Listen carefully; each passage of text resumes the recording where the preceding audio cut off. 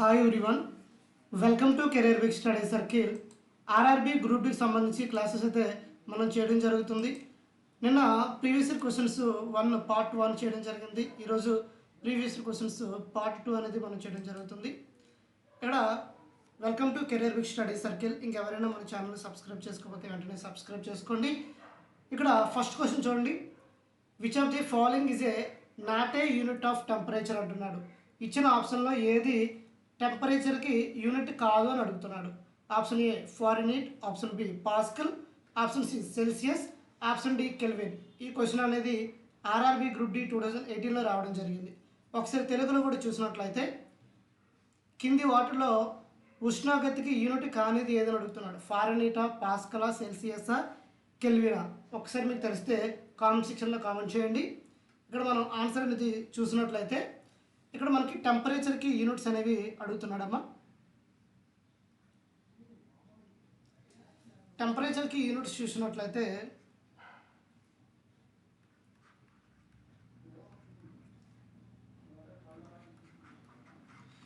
మనకి టెంపరేచర్కి 3 యూనిట్స్ ఉంటాయి. ఒకటి కెల్విన్ ఉంటుంది, కెల్విన్. తర్వాత రెండోది సెల్సియస్. థర్డ్ వన్ చూసినట్లయితే ఫారెన్హీట్. మనకి టెంపరేచర్కి సంబంధించిన స్కేల్స్ కూడా ఉంటాయమ్మా. ఈ 3 స్కేల్స్ కెల్విన్ స్కేలు, అదేవిధంగా సెల్సియస్ స్కేలు, ఫారెన్హీట్ స్కేలు. ఇక్కడ లేనిది చూడండి. ఇక్కడ మనకి ఫారెన్హీట్ అనేది ఫారెన్హీట్ కూడా టెంపరేచర్ని కొలవడానికి వాడతారు కాబట్టి ఫారెన్హీట్ ఈజ్ రైట్ ఆన్సర్ అవుతుంది. తర్వాత టెంపరేచర్ని కొలవడానికి పాస్కల్ అనేది వాడరు కాబట్టి మనకి ఇక్కడ ఏమడుగుతున్నాడు? నాటే యూనిట్, టెంపరేచర్కి యూనిట్ కానిది అడుగుతున్నాడు. మరి పాస్కల్ దేనికి యూనిట్? పాస్కల్ అనేది ప్రెజర్కి యూనిట్ అమ్మా. పాస్కల్ అనేది ప్రెజర్కి యూనిట్. ఒకసారి మీకు ఇన్ డీటెయిల్గా చెప్పే ప్రయత్నం చేస్తాం. చూడండి. ఇక్కడ మనకి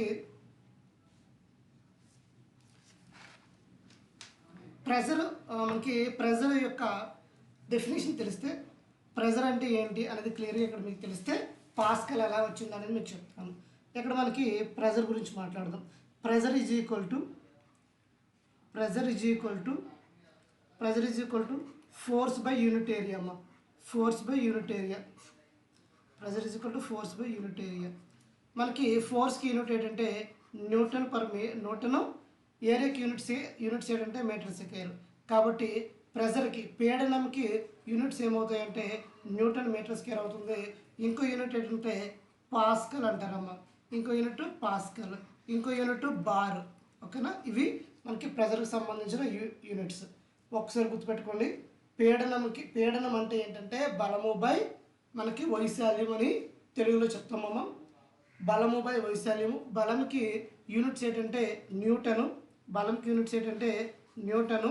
అదేవిధంగా వైశాల్యానికి యూనిట్స్ అంటే metre square. Newton metre square ఇది ఒక యూనిట్. అదేవిధంగా పాస్కల్ అనేది ప్రెజర్కి యూనిట్, అదేవిధంగా బార్ అని కూడా ప్రెజర్కి యూనిట్.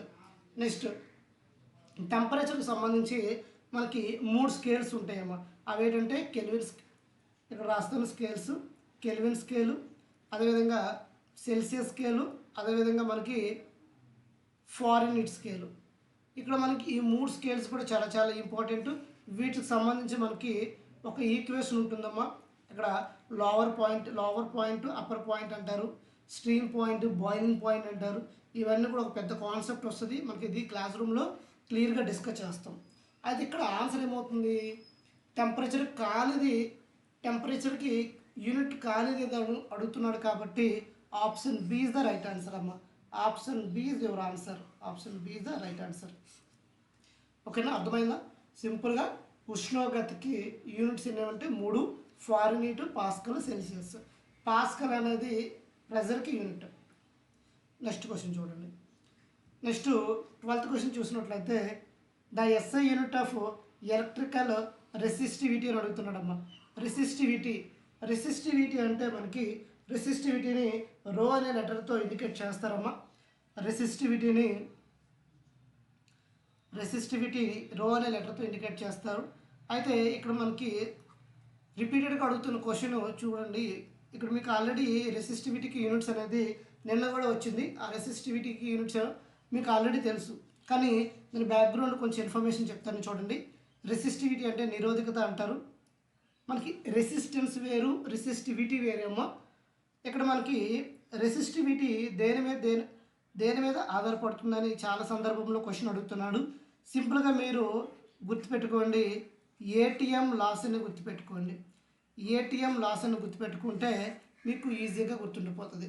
ఫస్ట్ ఆఫ్ ఆల్ చూసినట్లయితే రెసిస్టివిటీ దేని మీద ఆధారపడుతుందంటే A for area of cross section. Resistivity అనేది దేని మీద ఆధారపడుతుందంటే ఏరియా ఆఫ్ క్రాస్ సెక్షన్ మీద ఆధారపడుతుంది.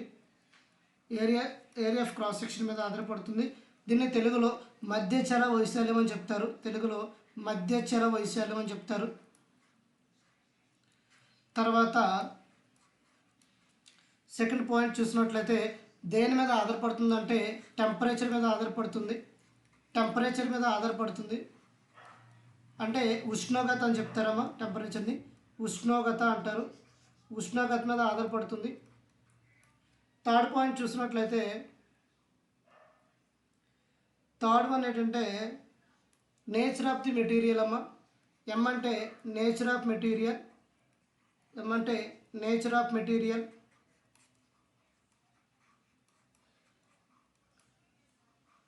తర్వాత ఫోర్త్ వన్ చూసినట్లయితే లెంత్ మీద ఆధారపడుతుందమ్మా. లెంత్.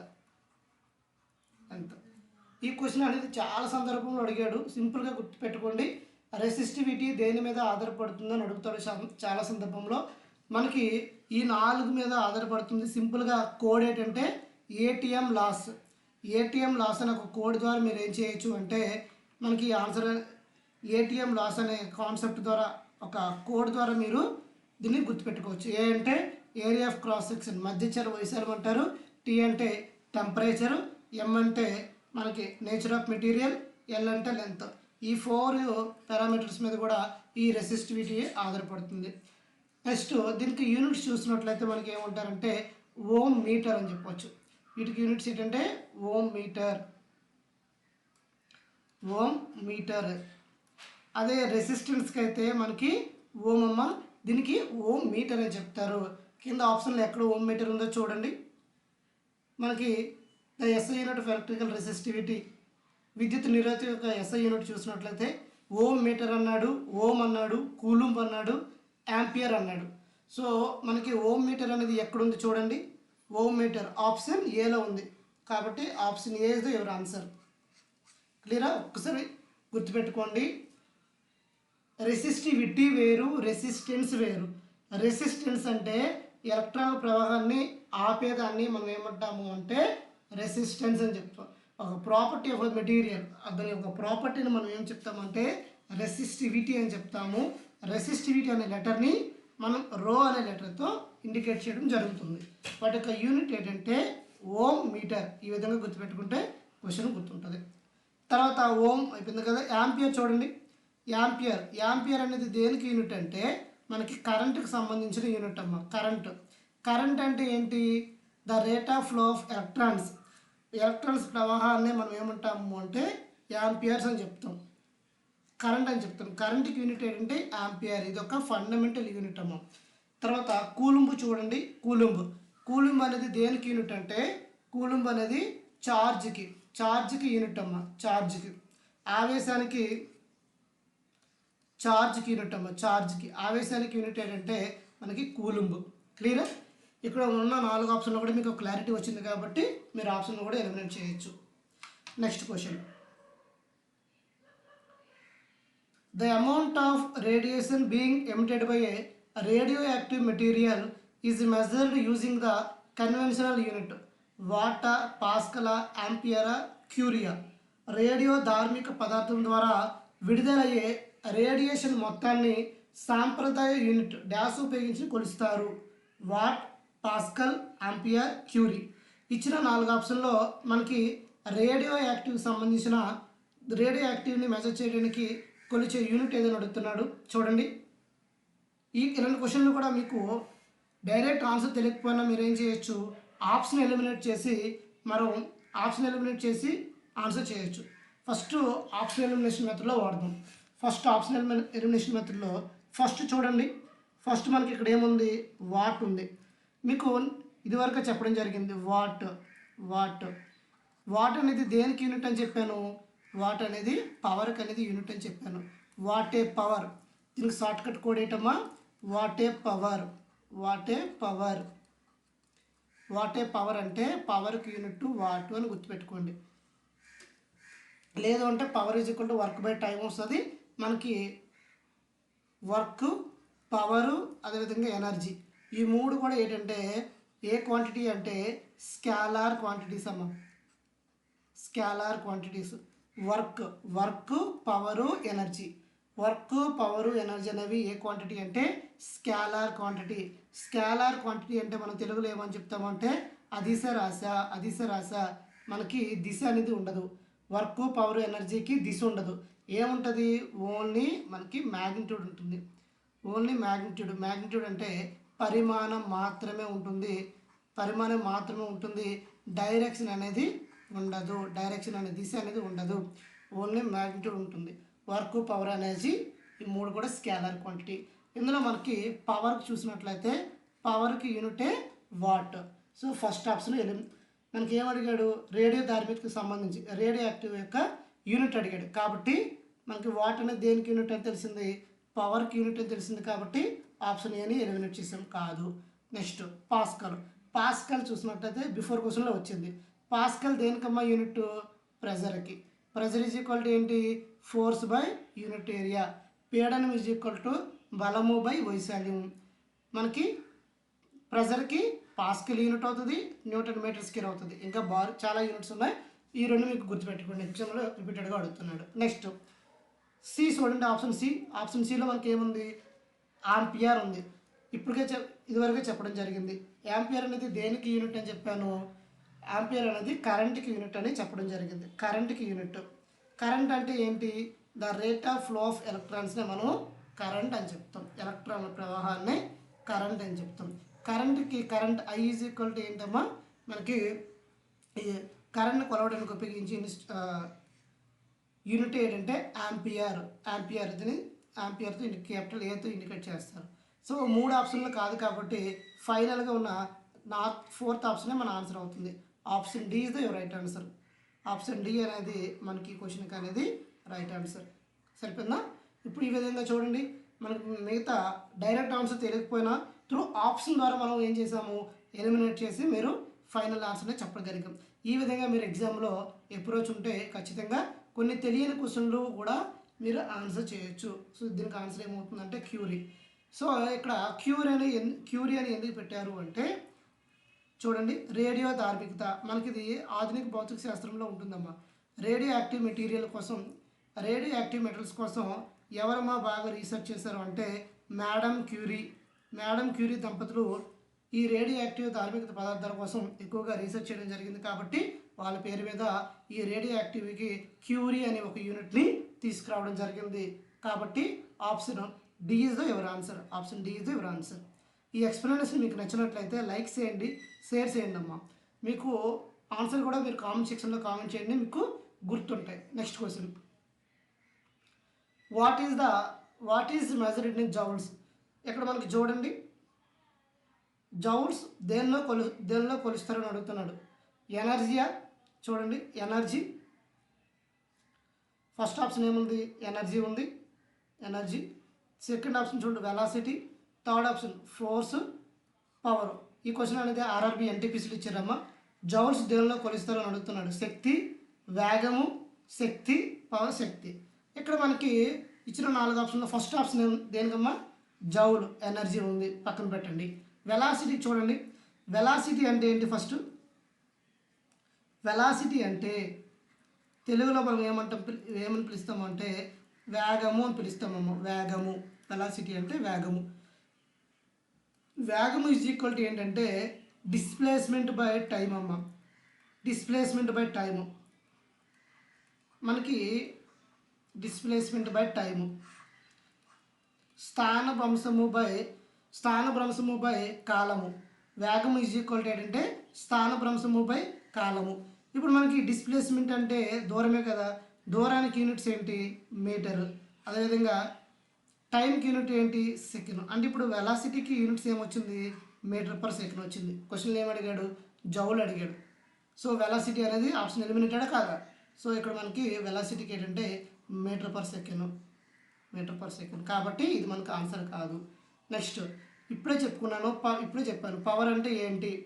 పవర్ అంటే పవర్కి యూనిట్ ఏంటమ్మా వాట్ అని చెప్పడం జరిగింది, వాట్ అని చెప్పడం జరిగింది. సో పవర్కి యూనిట్ వాట్, కాబట్టి జౌల్స్కి సంబంధం లేదు. Next force. ఫోర్స్ అంటే బలము, బలంకి యూనిట్ ఏంటమ్మా ఫోర్స్కి 2 యూనిట్లు ఉంటాయి, అవి క్లియర్గా చెప్తాను చూడండి. ఇక్కడ ఫోర్స్ అంటే మనకి F is equal to M A అని చెప్తారమ్మా. F is equal to M A. M అంటే మనకి ఎం అంటే మాసు, ఎం అంటే మాసు, ఏ అంటే యాక్సిలరేషన్, ఏ అంటే యాక్సిలరేషన్,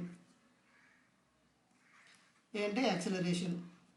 అంటే ఎఫ్ అంటే బలము, బలము ఈజ్ ఈక్వల్ టు, బలము ఈజ్ ఈక్వల్ టు ఏంటమ్మా అంటే బలము ఈజ్ ఈక్వల్ టు ద్రవ్యరాశి ఇంటూ, బలము ఈజ్ ఈక్వల్ టు ద్రవ్యరాశి ఇంటూ త్వరణం అని చెప్పొచ్చు, త్వరణము అని చెప్పడం జరుగుతుంది, త్వరణము. ఇక్కడ మనకి మాస్కి యూనిట్ ఏమమ్మా, మాస్కి యూనిట్ చూసినట్లయితే మాస్కి కేజీ అమ్మ, మాస్కి కేజీ. యాక్సిలరేషన్కి యూనిట్ ఏంటి, యాక్సిలరేషన్కి metre per second square, metre per second square. So మనకి బలానికి యూనిట్ ఏమవుతుందంటే K G metre per second square అవుతుంది. ఈ కేజీ మీటర్ పర్ సెకండ్ స్క్వేర్ని ఏమని పిలవడం జరుగుతుంది అంటే ఈ కేజీ మీటర్ పర్ సెకండ్ని న్యూటన్ అని పిలవడం జరుగుతుందమ్మా, న్యూటన్, న్యూటన్, న్యూటన్. ఇప్పుడు కేజీల్లో కాకుండా మనం సీజీస్లో చెప్పాలి అంటే కేజీ ప్లేస్లో ఏం రాస్తాము గ్రామ్ రాస్తాము, కేజీ ప్లేస్లో గ్రామ్ రాస్తాం. తర్వాత మీటర్ పర్ సెకండ్ కదా same centimetre per second square. దీన్ని మనం ఏం పిలుస్తాము అంటే 1 డైన్ అని పిలవడం జరుగుతుంది, డైన్, డైన్. సో ఇప్పుడు మనకి ఫోర్స్కున్న 2 యూనిట్స్ ఏంటి, ఒకటి న్యూటను, రెండోది డైను. కాబట్టి ఫోర్స్ అనేది ఫోర్స్కి న్యూటను డైను, కాబట్టి జౌల్స్ కాదు కదా. సో ఈ ఆప్షన్ కూడా ఎలిమినేట్ చేయొచ్చు. ఇంకా మిగిలింది ఏదమ్మా, మిగిలింది ఒకటే ఎనర్జీ. సో ఆప్షన్ ఏంటంటే option A is the right answer, option A is the right answer. Joule అనేది దేనికి యూనిట్ అంటే, జౌల్ అనేది దేనికి యూనిట్ అంటే వర్క్కి కామా, వర్క్కి కామా ఎనర్జీకి, రెండిట్లకి కూడా జౌల్ అనేది యూనిట్ అమ్మ, ఇది గుర్తుపెట్టుకోండి. జౌల్ అనేది వర్క్కి కామా ఎనర్జీకి, రెండిట్లకి యూనిట్. ఇక్కడ ఆన్సర్ ఏమవుతుంది జౌల్స్ అనేది దేనికి యూనిట్ అన్నాడు. సో మనకి జౌల్స్ అనేది దేనికి యూనిట్ అంటే ఎనర్జీ అని చెప్పాలి, శక్తికి యూనిట్ అమ్మ. Option A is the right answer. క్లియరా. Next question. ఇంకేదైనా మీకు డౌట్ ఉంటే కింద కామెంట్ సెక్షన్లో కామెంట్ చేయండి, ఖచ్చితంగా మీకు రిప్లై ఇస్తాను. తర్వాత henry per metre is the unit of, మనకి హెన్రీ పర్ మీటర్ అనేది దేనికి యూనిట్ అడుగుతున్నాడు, వాట్ పర్ స్టెరిడియనా, ఎలక్ట్రోనెగటివిటీయా, మ్యాగ్నెటిక్ పెర్మబిలిటీయా, లేకపోతే ఎలక్ట్రిక్ కండక్టివిటీయా. తెలుగులో చూసినట్లయితే మీటర్ అనేది మనకి ఏమడుగుతున్నాడు క్వశ్చను, మీటర్కు హెన్రీ అనేది యూనిట్. స్టెరిడియనా, స్టెరిడియన్కు వాట, విద్యుదాత్మకత, అయస్కాంత పారగమ్యత, విద్యుత్. ఇక్కడ మనకి చూసినట్లయితే హెన్రీ అనేది దేనికి యూనిట్ అని అడుగుతున్నాడు. మనకి ఇది ఎక్కడి నుండి వచ్చిందంటే ఈ క్వశ్చన్ మనకి మ్యాగ్నెటిజం నుండి రావడం జరిగిందమ్మా, మ్యాగ్నెటిజం నుండి. ఇక్కడ కింద ఆప్షన్లు చూడండి, కింద ఆప్షన్లు చూసినట్లయితే మీరు ఈజీగా ఎలిమినేట్ చేయగలుగుతారు. మనకి వాట్ అనేది మనకి టైం, మనకి పవర్కి సంబంధించింది, ఇది కాదు. సో ఇక్కడ ఆప్షన్ ఇది ఎలిమినేటెడ్. తర్వాత ఎలక్ట్రోనెగటివిటీ అంటే మనకి ఎలక్ట్రోపాజిటివిటీ, ఎలక్ట్రోనెగటివిటీ మనం ఆటమ్స్లో మనం చెప్తాం, ఆటమ్స్లో చెప్తాం కాబట్టి అది కాదు. అంటే ఎలక్ట్రోనెగటివిటీ అంటే కెమిస్ట్రీలో ఎలక్ట్రోనెగటివిటీ, ఎలక్ట్రోపాజిటివిటీ, ఎలక్ట్రానిక్ ఎఫినిటీ అనే ఒక కాన్సెప్ట్స్ ఉంటాయి, అక్కడ మనం చెప్తాం కాబట్టి ఎలక్ట్రోనెగటివిటీ కాదు. తర్వాత మనకి ఏం కావాలి, మ్యాగ్నెటిక్ పెర్మిబిలిటీ, అదేవిధంగా ఎలక్ట్రిక్ కండక్టివిటీ అవ్వాలి. అయితే ఇక్కడ మనకు ఆన్సర్ ఏమవుతుంది అంటే option C is the right answer అమ్మ, option C is the right answer. Electric henry per metre అనేది చూసినట్లయితే దేనికి యూనిట్ అంటే మ్యాగ్నెటిక్ పెర్మిబిలిటీ. మీకు ఇక్కడ చూడండి, ఇక్కడ కొన్ని చెప్తాను. Paramagnetic diamagnetic, diamagnetic, ferromagnetic, ferromagnetic. ఈ మూడింటి మధ్యన డిఫరెన్స్ మీకు తెలిస్తే కామెంట్ సెక్షన్లో కామెంట్ చేయండి అమ్మా. ఇక్కడ మనం మాట్లాడుకునేటప్పుడు ఏం మాట్లాడతాము అంటే ఈ మూడింటిలో డిఫరెన్స్ మీకు తెలిస్తే కామెంట్ సెక్షన్లో కామెంట్ చేయండి. ఇక్కడ మనకి పారాకి కొన్ని ఎగ్జాంపుల్స్ చెప్పండి, డయాకి కొన్ని ఎగ్జాంపుల్స్ చెప్పండి, అదే నెక్స్ట్ ఫెర్రోమాగ్నెటిక్ కొన్ని ఎగ్జాంపుల్ చెప్పండి. ఇక్కడ కొన్ని టెర్మినాలజీ మాట్లాడతాం. ఏంటంటే ససెప్టిబిలిటీ అని మాట్లాడతాం, ససెప్టిబిలిటీ అని చెప్తాం. తర్వాత పెరిమబిలిటీ అని చెప్తాం. ఇవన్నీ కూడా మనం ఎక్కడ మాట్లాడతాం అంటే మ్యాగ్నెటిక్లో మాట్లాడతాం. ఇది మ్యాగ్నెటిక్ అనే లెసన్ చెప్పినప్పుడు ఇంకా క్లియర్గా మీకు అర్థమవుతుంది. ఇక్కడే మనకి మ్యాగ్నెటిక్ ఫ్లక్స్ కూడా వస్తుందమ్మా, మ్యాగ్నెటిక్ ఫ్లక్స్, మ్యాగ్నెటిక్ లైన్స్ కూడా వస్తాయి.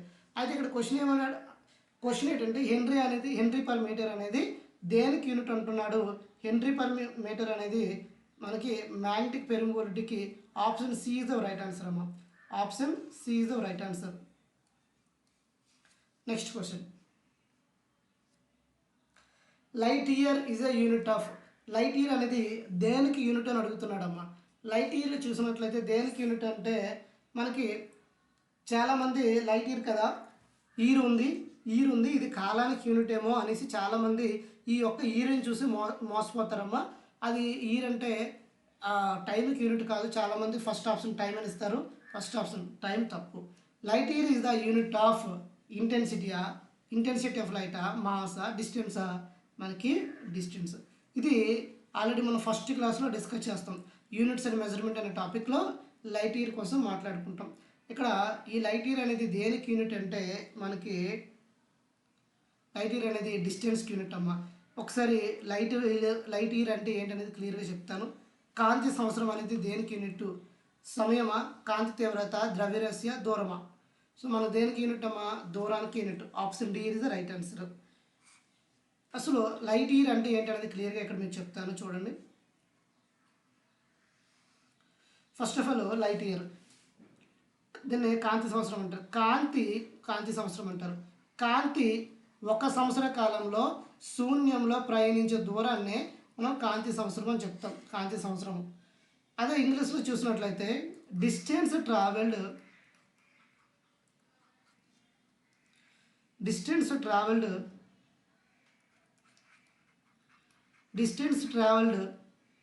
by light in 1 year in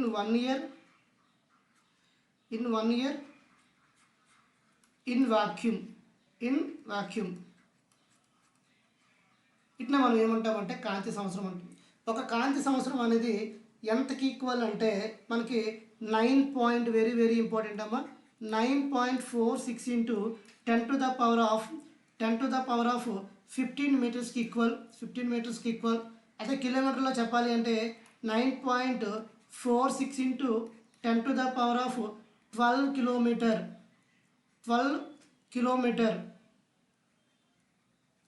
ఇది మనకి కాంతి సంవత్సరం అమ్మ.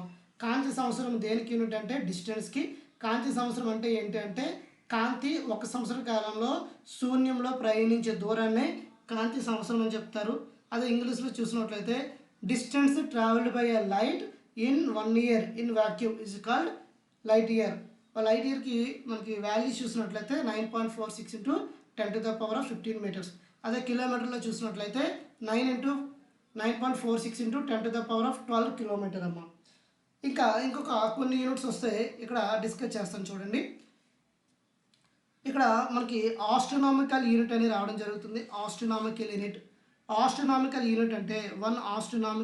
అంటే ఆస్ట్రోనామికల్ యూనిట్ అంటే ఖగోళ ప్రమాణము అని చెప్తాం.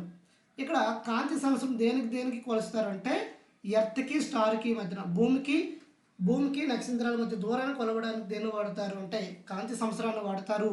ఆస్ట్రోనామికల్ యూనిట్ అంటే ద యావరేజ్ డిస్టెన్స్ బిట్వీన్ దేనికంటే మనకి average distance between earth and sun అమ్మ.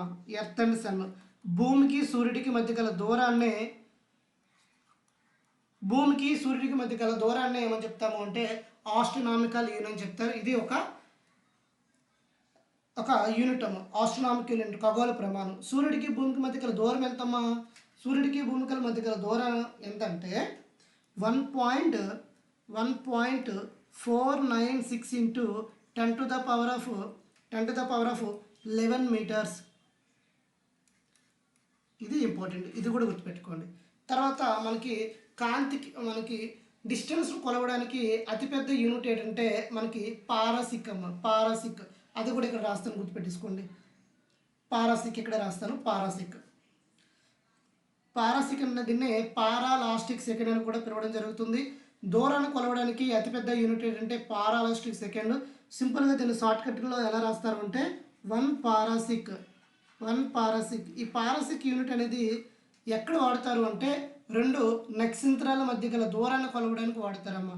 స్టార్కి మధ్య దూరాన్ని కొలవడానికి దేన్ని వాడతారంటే పారాసిక్ వాడతారు. దీని యొక్క వాల్యూ ఎంతంటే 1 parsec is equal to 3.26 into 10 to the power of 16. ఇక్కడ చూడండి 3.26 ఇంటూ లైట్ ఇయర్ అని చెప్తారమ్మా. 3.26 ఇంటూ ఒక లైట్ ఇయర్ అమ్మా, లైట్ ఇయర్. అదే దీన్ని ఎగ్జాక్ట్ వాల్యూ చెప్పాలంటే ఎగ్జాక్ట్ వాల్యూ కూడా ఇక్కడ రాస్తాను చూడండి. 3.08 into 10 to the power of 16 metre అమ్మ, 16 మీటర్. ఇది క్లియర్గా మీ నోట్బుక్లో నోట్ చేసుకోండి. ఇక మనకి డిస్టెన్స్ సంబంధించిన యూనిట్స్ అన్నీ క్లియర్ అవుతాయి. డిస్టెన్స్ సంబంధించి ఒక 5 యూనిట్స్ మీకు చెప్తాను, ఒకసారి క్లియర్గా గుర్తుపెట్టుకోండి. ఫస్ట్ అతి చిన్న యూనిట్ ఏదంటే ఫెర్మి. ఫెర్మి అంటే అతి చిన్న యూనిట్ ఇక్కడ రాసేస్తాను క్లియర్గా. అతి చిన్న యూనిట్ ఏంటంటే 1 fermi is equal to 10 to the power of -15 metre అమ్మ, -15 మీటర్. ఇది డిస్టెన్స్ను కొలవడానికి అతి చిన్న యూనిట్. చాలాసార్లు ఎగ్జామ్లో అడిగాడు. అదేవిధంగా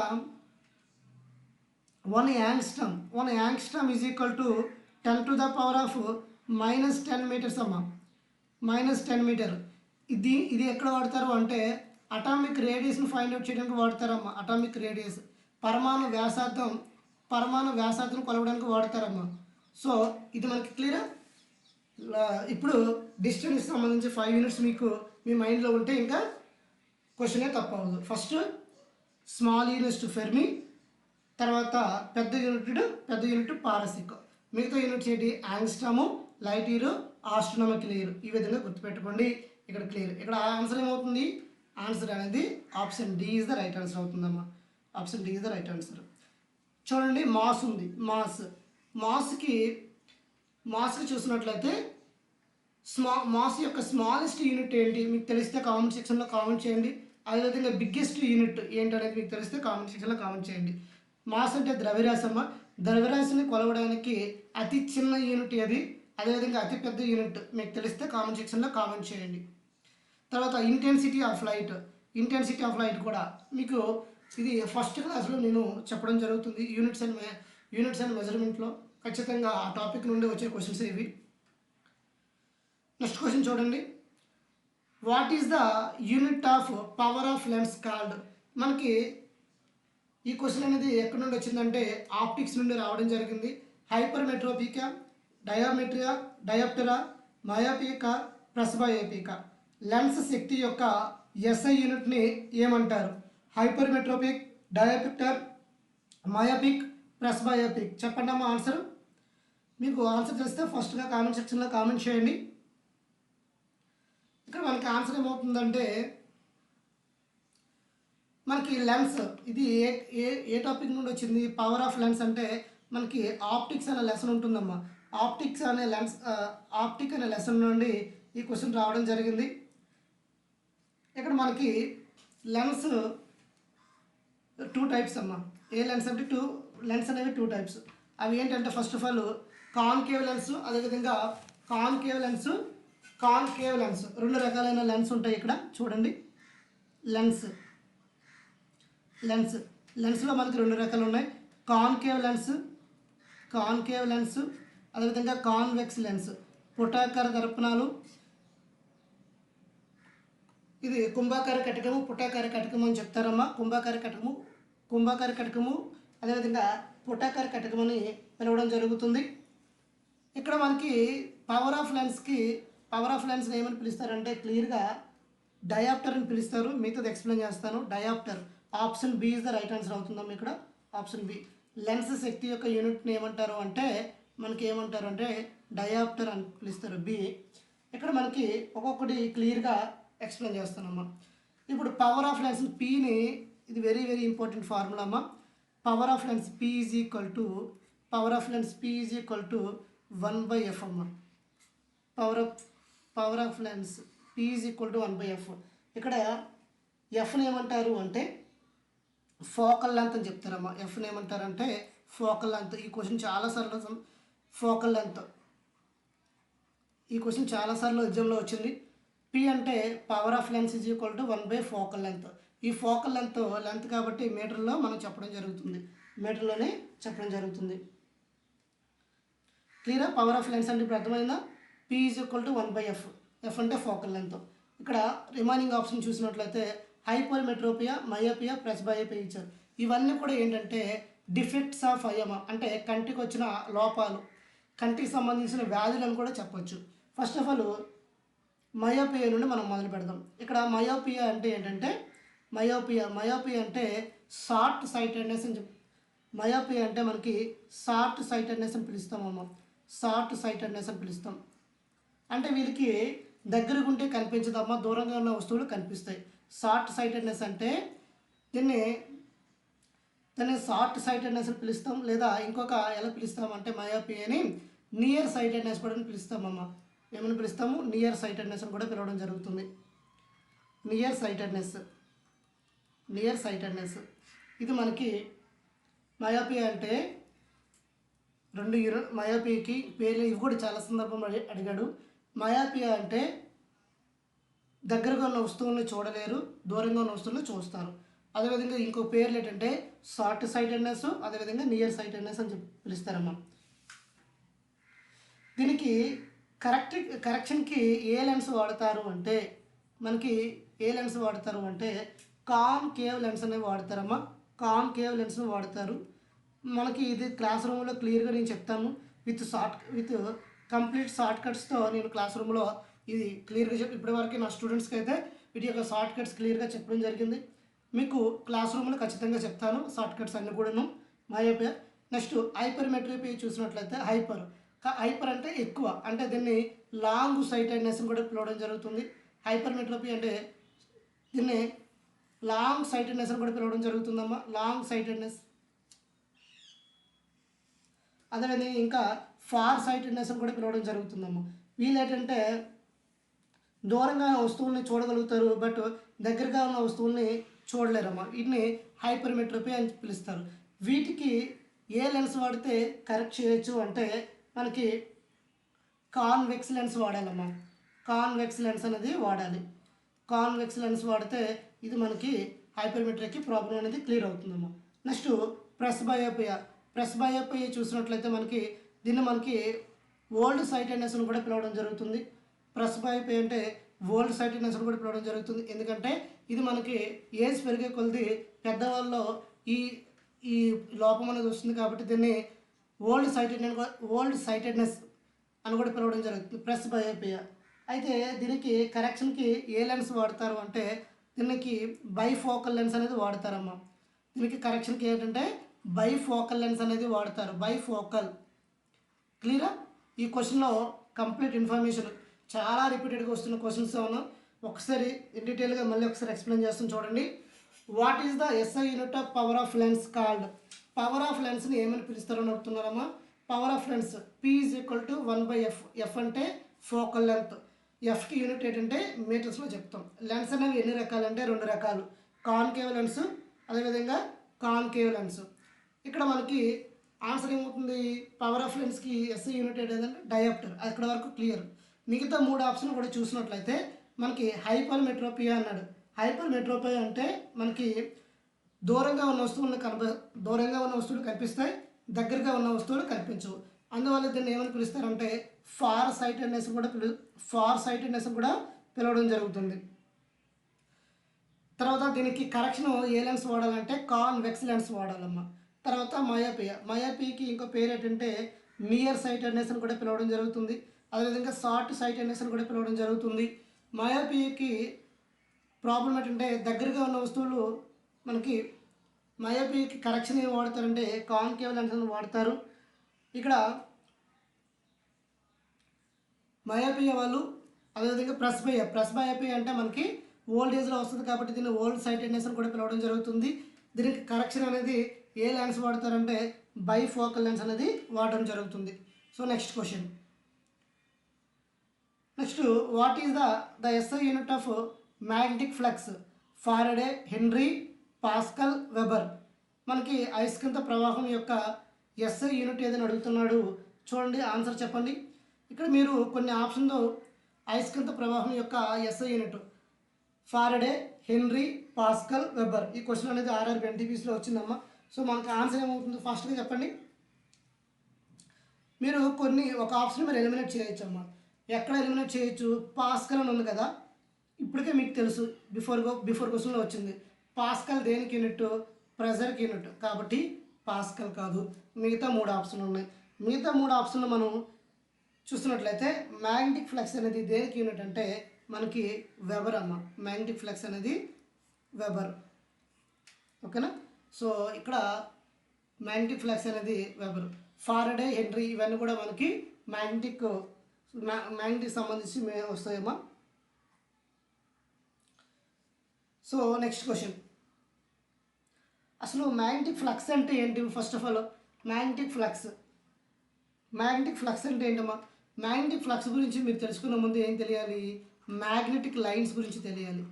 magnetic lines for example north pole అదేవిధంగా సౌత్ పోల్ ఇలా ఉంటే ఇలా వస్తాయి కదా, ఇలా ఇలా ఇలా వచ్చి మీకు ఈ డయాగ్రామ్ గుర్తుంటే అర్థమైపోద్ది. ఇలా వచ్చి మీకు చిన్నప్పుడు లోవర్ క్లాసులో ఇది 10th క్లాస్లో కూడా చదువుకుంటారు. ఇలా వస్తుంది. ఇవన్నీ కూడా ఏంటంటే మ్యాగ్నెటిక్ లైన్స్. ఈ మ్యాగ్నెటిక్ లైన్స్ అనే ఒక మంచి కాన్సెప్ట్. ఈ మ్యాగ్నెటిక్ లైన్స్ మీద ఎక్కువ క్వశ్చన్స్ అనేవి అడుగుతున్నాడు. అయితే మ్యాగ్నెటిక్ లైన్స్ ఇక్కడ మ్యాగ్నెటిక్ ఫ్లక్స్ వచ్చింది కాబట్టి మ్యాగ్నెటిక్ ఫ్లక్స్ కోసం ఒక డెఫినేషన్ కూడా చెప్తాను చూడండి. మనకి మ్యాగ్నెటిక్ ఫీల్డ్ లైన్స్ ఉంటాయి కదా, ఇవన్నీ కూడా మ్యాగ్నెటిక్ ఫీల్డ్ లైన్స్ కదా. మనకి ఇచ్చిన ఏరియాలో ఎన్ని మ్యాగ్నెటిక్ లైన్స్ అనేది ఎన్ని మ్యాగ్నెటిక్ లైన్స్ ఇవన్నీ కూడా మ్యాగ్నెటిక్ లైన్స్ కదా, ఎన్ని మ్యాగ్నెటిక్ లైన్స్ ఇలా పాస్ అవుతున్నాయి అని చెప్పేదాన్ని మనం మ్యాగ్నెటిక్ ఫ్లక్స్ అని చెప్తాం. ఈ మ్యాగ్నెటిక్ ఫ్లక్స్కి ఎస్ఐ యూనిటే ఏదంటే వెబర్ అమ్మ. ఎస్ఐ యూనిటే వెబర్. అదే అడగడం జరిగింది. మ్యాగ్నెటిక్ ఫ్లక్స్కి యూనిట్ ఏదంటే weber. So option D is the right answer. Option D is the right answer. మీకు క్లియర్? మ్యాగ్నెటిక్ ఫ్లక్స్ అంటే ఏంటి అంటే ఒక యూనిట్ ఏరియాలో ఒక తలం తీసుకొని ఒక తలంలో ఎన్ని మ్యాగ్నెటిక్ ఫీల్డ్ లైన్స్ అనేవి వెళ్ళాయి అనేది చెప్పేదాన్నే మ్యాగ్నెటిక్ ఫ్లక్స్ అని చెప్పడం జరుగుతుంది. సో మ్యాగ్నెటిక్ ఫ్లక్స్కి unit weber. Clear? Next question అమ్మా. Which of the following quantities as the S I units of candela? Candela యొక్క ఎస్ఐ యూనిట్ అడుగుతున్నాడమ్మా. ఇది ఫస్ట్ క్లాస్లో చెప్తాను. యూనిట్స్ అండ్ మెజర్మెంట్ అన్న టాపిక్లో ఈ క్యాండిలా కోసం క్లియర్గా డిస్కస్ చేయడం జరుగుతుందమ్మా. ఇక్కడ ఇంటెన్సిటీ ఆఫ్ లైట్కి యూనిట్ ఏంటంటే ల్యూమినస్ ఇంటెన్సిటీ యొక్క, ఇక్కడ తెలుగులో ఒకటి చూద్దాం. ఇంపల్సా, వెలాసిటీయా, ఫోర్సా, ల్యూమినస్ ఇంటెన్సిటీ. కింది వాటిలో ఏ పరిమాణంలో ఎస్ఐ యూనిట్ క్యాండిలాగా ఉంటుంది? ఇంపల్సా, వేగమా, బలమా, ప్రకాశించే తీవ్రత. ఇక్కడ మనకి క్యాండిలా గురించి అడుగుతున్నాడు కాబట్టి చూడండి.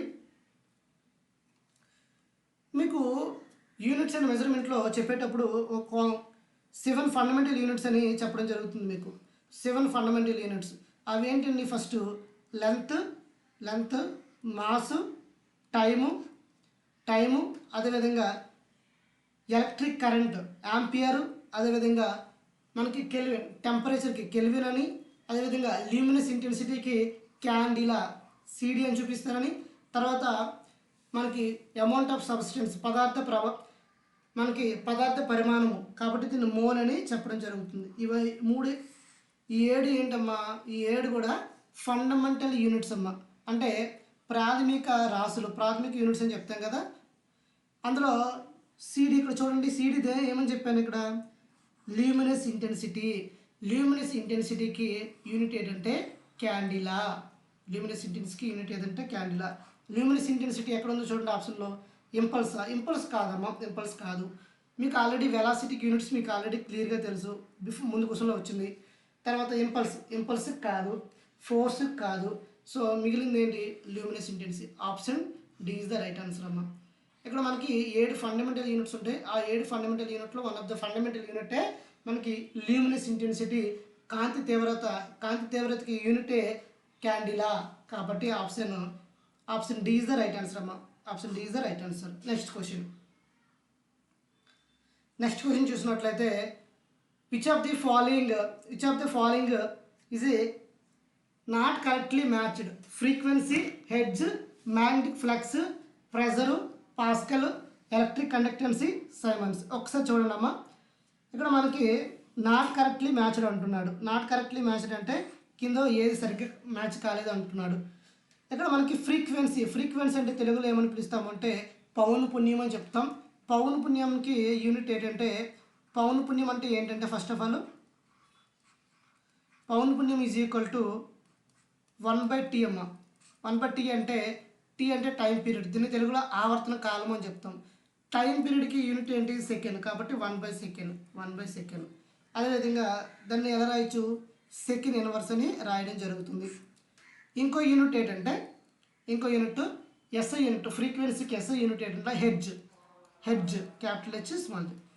హెడ్జ్ అనే ఒక శాస్త్రవేత్త ఈ పౌనఃపున్యం కోసం రీసెర్చ్ చేయడం జరిగింది. కాబట్టి తన పేరు మీదుగానే మనకి ఫ్రీక్వెన్సీకి హెడ్జ్ అనే యూనిట్ని పెట్టడం జరిగింది. కాబట్టి ఫ్రీక్వెన్సీకి ఎస్ యూనిట్ ఏదంటే హెడ్జ్. కాబట్టి ఆప్షన్ అనేది రైటే. కింద నాట్ కరెక్ట్లీ మ్యాచ్డ్ అడుగుతున్నాడు కాబట్టి చూద్దాం. Magnetic flux. మీకు మ్యాగ్నెటిక్ ఫ్లక్స్ కోసం ఇప్పుడే చూసినట్లయితే బిఫోర్ క్వశ్చన్లోనే వచ్చింది మ్యాగ్నెటిక్ ఫ్లక్స్. ఇక్కడ చూడండి, మ్యాగ్నెటిక్ ఫ్లక్స్కి యూనిట్ ఏంటి? ఇప్పుడే మాట్లాడుకున్నాం, వెబర్ అని. మ్యాగ్నెటిక్ ఫ్లక్స్కి వెబర్ అని. కాబట్టి ఆన్సర్ ఏమవ్వాలి? ఇక్కడ హెన్రీ అని ఇచ్చాడా?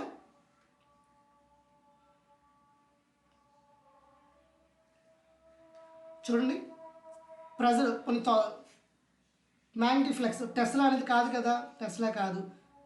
అదే not correctly matched. Option B is the right answer. కొన్ని రిమైనింగ్ ఆప్షన్ కూడా చూద్దాం. ప్రెజర్కి మీకు ఆల్రెడీ చెప్పాను, పాస్కల్. ఎలక్ట్రిక్ కండక్టెన్స్కి siemens. So option B is the right answer అమ్మ. మ్యాగ్నెటిక్ ఫ్లక్స్కి యూనిట్ ఏదంటే టెస్లా కాదు. మనకి టెస్లా ప్లేస్లో ఏముండాలి అంటే weber is the right answer. Weber అనేది రైట్ ఆన్సర్ అవ్వాలమ్మ. వెబర్ ఇక్కడ టెస్లా ఇవ్వడం జరిగింది కాబట్టి so option B is the where answer. ఎందుకంటే నాట్ కరెక్ట్లీ మ్యాచ్డ్ అన్నాడు. సో ఇది ఓవరాల్గా మనకి ఉన్న క్వశ్చన్స్. సో ఈ ఎక్స్ప్లెనేషన్ మీకు నచ్చినట్లయితే లైక్ చేయండి, షేర్ చేయండి, సబ్స్క్రైబ్ చేసుకోండి. Thank you all. జై హింద్. ఈ పీడిఎఫ్ అనేది మన టెలిగ్రామ్ ఛానల్లో అప్లోడ్ చేస్తానమ్మా. టెలిగ్రామ్ ఛానల్ లింక్ కూడా ప్రొవైడ్ చేస్తాను డిస్క్రిప్షన్లో. అక్కడ నుండి మీరు డౌన్లోడ్ చేసుకోవచ్చు. సో మీరు ఈ పీడిఎఫ్ మరొకసారి చదివారనుకోండి మీకు ఇంకా బాగా గుర్తుంటాయి.